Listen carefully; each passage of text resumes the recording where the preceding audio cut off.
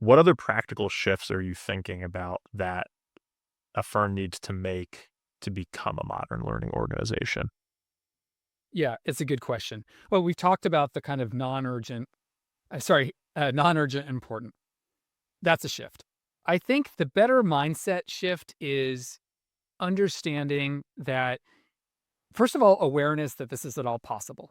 And so that's why I spent a lot of time talking about this to kind of create a vision. Like we're trying to share a vision for what knowledge and learning management can be in AEC.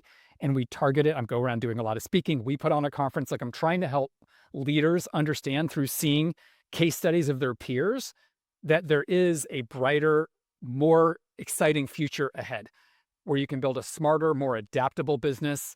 Like we are living in crazy bonkers times, right? Politically, technologically, like the rate of change is through the roof.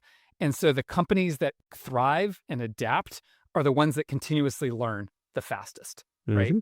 And so understanding that like learning is just strategic imperative. And that's always been true. But I just think right now in the time that we're in, man, that is just more true than it's ever been.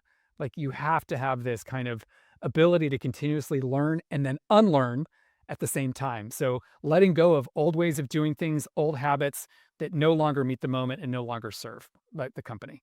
So I think leaders, it starts with a mindset shift that like in order to go to where we want to go in 2030, 2035, 2040, like we do need to make that transition to being a modern learning organization. Some of that is technology, yes, but some of it is we just need to invest more, and like even the things that you're doing, partnering with your experts, like you're showing, I don't want to trivialize them by calling them experiments, but I think that's kind of what they are, right? You're out early saying like, look, we've always tried to build these playbooks. What if we could build them faster, better, keep them up to date, do them more efficiently? Like those experiments need to get kind of like translated into becoming the way that we work now and to be resourced appropriately.